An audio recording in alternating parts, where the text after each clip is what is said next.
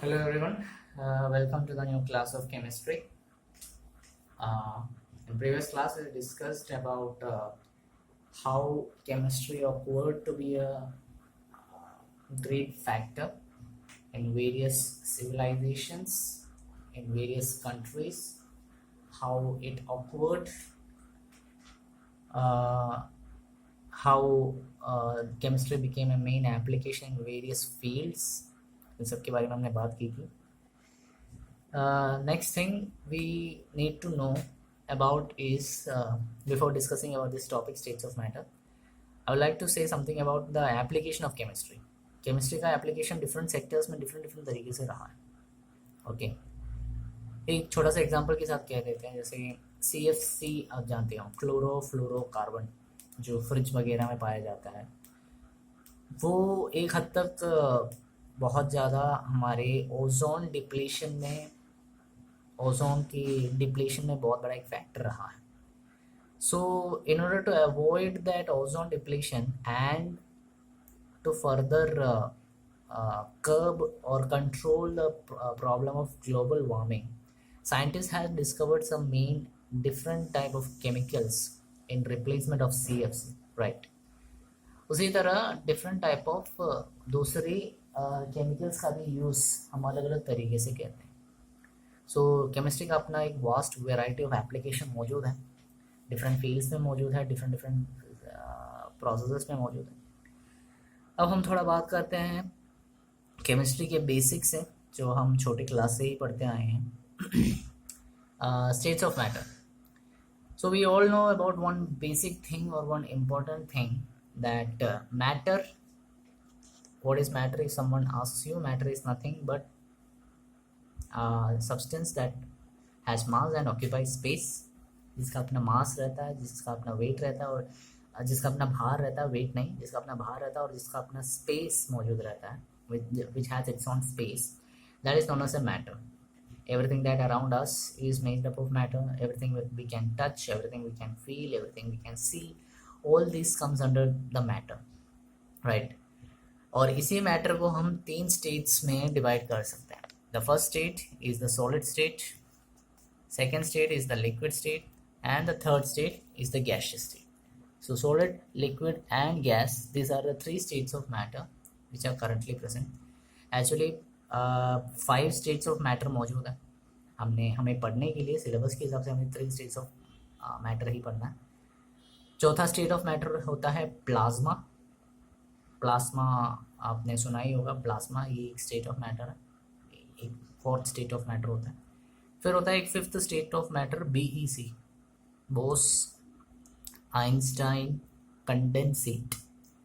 वो है fifth state of matter. 2 scientist ने मिलकर उसको बनाया था, Albert Einstein and Satyendra Nath Bose.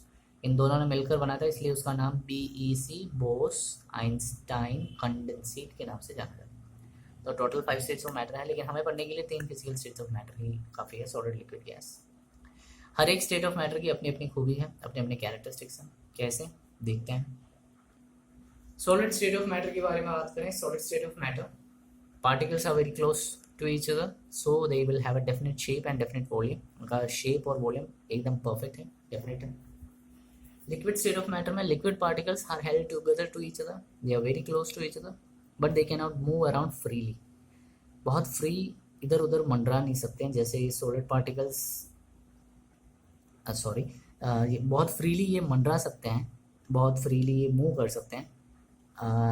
Solid particles में ये खूबी नहीं रहेगी. सॉलिड पार्टिकल्स में मूवमेंट ऑफ पार्टिकल्स बिल्कुल भी नहीं रहेगा, जबकि लिक्विड पार्टिकल्स में मूवमेंट ऑफ पार्टिकल्स बहुत आसानी से हो सकता है इन कंपैरिजन टू सॉलिड्स.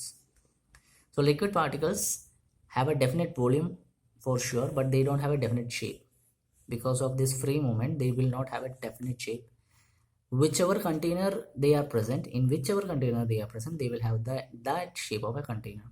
मतलब लिक्विड की अपनी खूबी तो रहती नहीं, अपना शेप नहीं रहता, सॉरी, लेकिन वो जिस भी कंटेनर में पड़ा रहता है, चाहे वो कोई भी कंटेनर हो, उस कंटेनर में रहने की वजह से उसका एक शेप मिल जाता है उसे. ओके. गैस के बारे में हम जानते ही हैं, गैस में जो पार्टिकल्स रहते हैं they are far from each other, बहुत ज़्यादा दूर, तो उसका अपना एक शेप भी नहीं रहता है, उसका अपना एक वॉल्यूम भी नहीं रहता है. ओके. अब ये जो स्टेट ऑफ मैटर रहते हैं, इन स्टेट ऑफ मैटर की एक खासियत ये है कि ये आपस में कन्वर्ट हो सकता है, राइट। मतलब ये एक स्टेट ऑफ मैटर से दूसरे स्टेट ऑफ मैटर में बदल सकते हैं। कैसे, किस प्रोसेस के तरीके से? टेम्परेचर एक बड़ा फैक्टर है, टेम्परेचर की बदौलत ये हो सकता है। सेकेंड वन इज प्रेशर, आप हाई प्रेशर या लो प्रेशर डालो तब भी आप किसी पर्टिकुलर चीज़ को दूसरे स्टेट ऑफ मैटर में बदल सकते हो। तो उसके बारे में एक बार देख लेते हैं कैसे होता है। So different state of matter are interchangeable into each other, they are interconvertible, आपस में बदल सकते हैं हम उन स्टेट ऑफ मैटर को। You heat a solid, it changes into liquid, and further you heat this liquid, it will change into gas. Similarly, on the opposite, you just cool down a liquid, it will become a liquid. Sorry, you cool down a gas, it will become a liquid, and further you freeze this liquid or cool down this liquid, you will get a solid. ये रहा उसका एक change process. Solid को आप heat करते हो, it will become liquid, liquid को again heat करते हो, you will get gas. If you are cooling the gas, you will get a liquid, and in the same way if you are cooling the liquid, you will get a solid. So these all things happen because they are interconvertible into each other. वो कैसे होता है वो आपने पढ़ाई होगा छोटी classes में। पार्टिकल्स, छोटा जो सॉलिड रहता है उसके अंदर पार्टिकल्स बहुत पास पास रहते हैं। आप जैसे ही उसे हीट करने लग जाते हो, उसके अंदर के पार्टिकल्स वाइब्रेट करने लग जाते हैं। जैसे उसमें वाइब्रेशन होने लग जाता है एनर्जी, काइनेटिक एनर्जी, हमने पढ़ाई होगा काइनेटिक एनर्जी, आप लोगों ने पढ़ाई है काइनेटिक एनर्जी। काइनेटिक एनर्जी बढ़ने लग जाती है, पार्टिकल्स आपस में टकराने लग जाते हैं। जैसे ही ये आपस में कोलिशन प्रोसेस होता है, because of this collision the attraction process becomes less, उसमें जो अट्रैक्शन रहता है वो कम होने लग जाता है। एंड जैसे ही वो अट्रैक्शन कम होने लग जाता है, द सॉलिड, अगर वो सॉलिड में होता है तो अट्रैक्शन कम होने की वजह से उसका पार्टिकल्स में दूरी बन जाती है, it convert into another state. Similarly liquid के अंदर के पार्टिकल हीट होने लग जाता है, particles collide at each other, टकराने लग जाते हैं। जैसे ही वाइब्रेट होने लग जाते हैं, कोलिशन होता है, टकराने लग जाते हैं। जैसे ही टकराते हैं, the interaction kinetic energy also increases, because of this increase in kinetic energy the attraction में बदल आ जाता है, अट्रैक्शन कम होने लग जाता है। Liquid, because of less attraction the particles get far away, then the liquid on heating becomes gas. इसका opposite होता है cooling process में। Okay, so this is all about the different states of matter. अब अगर बात करें तो एक छोटा सा डायग्राम आपके चैप्टर में रहेगा ई बुक में, फिगर 1.2, वो आप ज़रूर बना लीजिएगा। वो मैटर की डिवीजन के बारे में बताता है, मैटर को हम किन किन तरीकों से डिवाइड कर सकते हैं। Okay, so matter can be divided into two main parts, one is a mixture, another one is a pure substance. एक होता है मिक्सचर, दूसरा होता है प्योर सब्सटेंस। मिक्सचर मतलब बहुत सारी चीज़ों का मिश्रण होता है। Mixture is something that contains particles of 2 और more pure substances present in any ratio. Pure substances ही रहते हैं उसमें, लेकिन वो 2 या 2 से ज़्यादा प्योर सब्सटेंसेस का मिश्रण रहता है, मिक्सचर रहता है, and it can be of any ratio, right. Mainly 2 type of mixtures are there present in a particular state of matter. There are mainly 2 type of mixtures. One is the homogeneous mixture, another one is the heterogeneous mixture. Homogeneous mixture and heterogeneous mixture, 2 type of mixtures मौजूद रहते हैं mixture की श्रेणी में। We are discussing about the different type of matters. Matter 2 types का होता है, एक मिक्सचर, दूसरा प्योर सब्सटेंस। मिक्सचर जो होता है it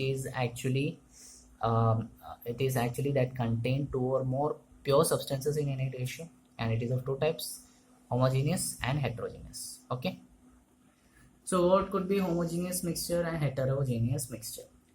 homogeneous mixture में क्या होता है, जो मिक्सचर के अंदर के जो कंपोनेंट्स होते हैं वो बहुत अच्छी तरह से मिक्स हो जाते हैं, राइट। मिक्सचर के अंदर के जो कंपोनेंट्स रहते हैं वो अच्छी तरह से मिक्स हो जाते हैं, मीन्स पार्टिकल्स जो रहता है मिक्सचर के अंदर वो बहुत अच्छी तरह से उसमें इस तरीके से घुल जाता है कि मिक्सचर का कॉम्पोजिशन उस पार्टिकल के कॉम्पोजिशन के लगभग बराबर रह जाता है। एग्जाम्पल, हवा, एयर ही ले लो, एयर में बहुत सारे टाइप ऑफ दूसरे दूसरे गैसेस मौजूद रहते हैं कार्बन डाइऑक्साइड है, ऑक्सीजन है, कार्बन मोनोऑक्साइड मौजूद है, नाइट्रस ऑक्साइड मौजूद है। तो जो सांस, जो एयर हम अंदर लेते हैं, जो एयर हम ब्रीथ करते हैं, हम ये मानकर चलते हैं कि it is oxygen, full air, but there are also different other types of dust particles, other type of gases present in them. So we can say it is thoroughly mixed. That type of mixture, it has particles thoroughly mixed in them.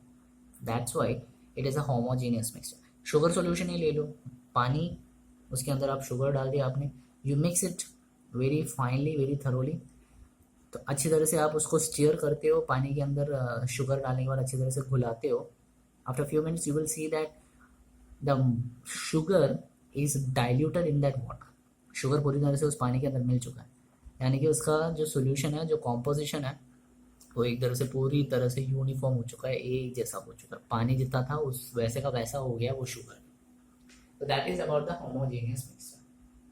Next one is the heterogeneous mixture. Definitely opposite of homogeneous mixture. जो mix किए हुए चीज़ें हैं वो completely mix नहीं हो पाते हैं, और मिक्स ना होने की वजह से उनका जो कॉम्पोजिशन है वो यूनिफॉर्म भी नहीं होगा. Example, sand and sand part, मतलब ये जो stone and mixture, stone and water, sorry, पत्थर ले लो, पत्थर को उठा के आप पानी में डाल दो, क्या रहेगा वहाँ पर? मिक्सचर सॉल्यूशन, मतलब यूनिफॉर्म रहेगा? बिल्कुल नहीं रहेगा, वो मिक्स ही नहीं होंगे. दूसरा एक एग्जांपल, सॉल्ट एंड शुगर. जो सॉल्ट है, जो नमक है, उसको उठा के आप शुगर के अंदर डाल दो, क्या वो एक जैसा मिक्स हुआ रहेगा? बिल्कुल नहीं रहेगा. और भी एग्जांपल चाहिए, ऑयल इन वाटर, पानी को उठा के आप ऑयल में डाल दो, मिक्स होगा वो प्रॉपरली? बिल्कुल भी नहीं होगा. वैसे ऐसे टाइप ऑफ लिक्विड, जो ऐसे टाइप ऑफ लिक्विड्स जो आपस में मिक्स नहीं होते, उन्हें इममिसिबल लिक्विड के नाम से जाना जाता है. Okay, इममिसिबल, IMMISCIBL,